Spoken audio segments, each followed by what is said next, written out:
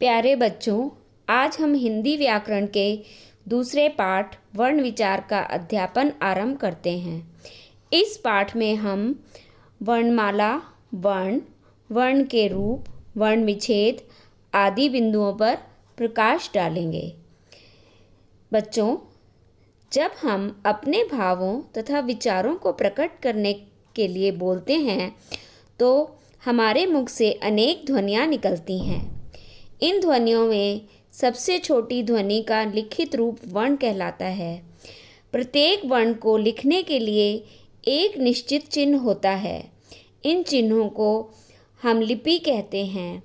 लिपि चिन्ह हमने लिपि चिन्हों के बारे में पहले पाठ में भी आपको समझाया था। इस प्रकार भाषा की सबसे छोटी इकाई जिसके और खंड नहीं किए जा सकते वह वर्ण कहलाते हैं, अर्थात वर्ण भाषा की लघुत्तम इकाई है। वर्ण को हम अक्षर भी कहते हैं। वर्ण ध्वनि का लिखित रूप है। वर्णों के सार्थक संयोजन से शब्द बनते हैं।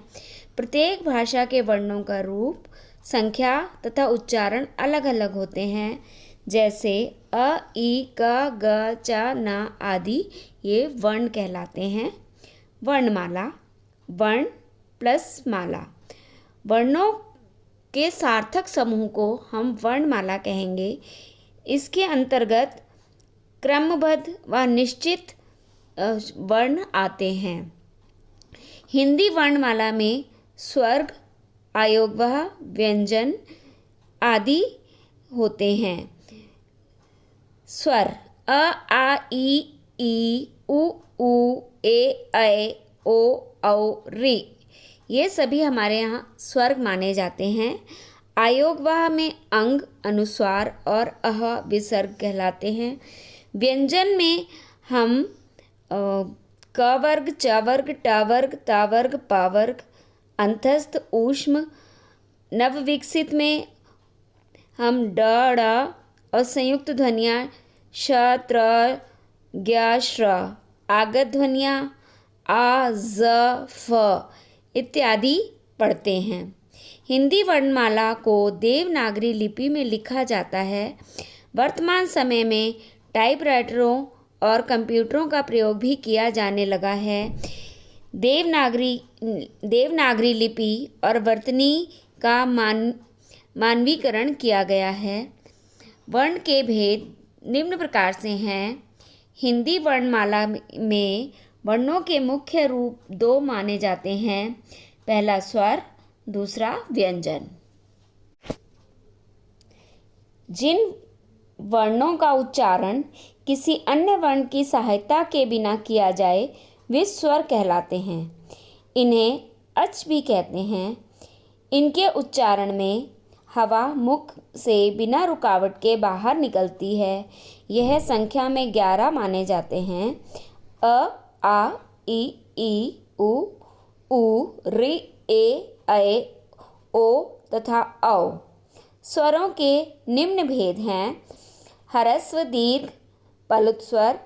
ह्रस्व स्वर जिन स्वरों के उच्चारण में बहुत कम मात्रा का समय लगे वह स्वर ह्रस्व स्वर कहलाते हैं।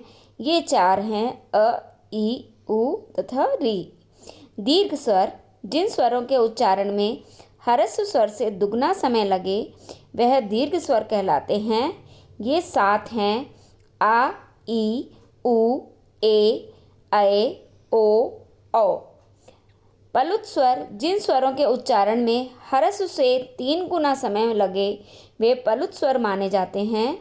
इनका चिन्ह एस की तरह है, जिसका प्रयोग प्रायः पुकारने, जोर से गाने, रोने आदि में किया जाता है, जैसे हे राम, आ जाओ, ओम आदि। पलुत स्वर का हिंदी भाषा में प्रयोग लगभग लुप्त सा हो गया है। हिंदी भाषा के स्वरों का प्रयोग 2 प्रकार से होता है, स्वतंत्र रूप से और मात्रा के रूप में। स्वतंत्र रूप से स्वरों का प्रयोग विभिन्न शब्दों में उनके मौलिक रूप में होता है, जैसे आकाश, इमारत, उपजाऊ, जाओ, औजार आदि। मात्रा के रूप में स्वरों को व्यंजनों के साथ मात्राओं के रूप में प्रयोग किया जाता है। विभिन्न स्वरों की मात्राएं व्यंजनों के साथ निम्नलिखित रूप में लगती हैं। इसका ज्ञान आपको पुस्तक में देख के होगा, जैसे लाल, विनय, झील, मुस्कान, झूला, मेला, शैशव, मोहन, गौरव। व्यंजन जिन वर्णों का उच्चारण स्वरों की सहायता से किया जाता है वे व्यंजन कहलाते हैं। इसके उच्चारण में हवा अवरुद्ध होकर बाहर निकलती है। ये मूल रूप से 33 होते हैं। संयुक्त व्यंजन तथा विकसित व्यंजन को मिलाकर इनकी संख्या 39 होती है। व्यंजन के भेद। उच्चारण के आधार पर हिंदी वर्णमाला में व्यंजनों के निम्नलिखित भेद हैं: स्पर्श व्यंजन, अंतस्थ व्यंजन, ऊष्म व्यंजन। इनका विस्तृत वर्णन आपको दूसरे भाग में बताया जाएगा।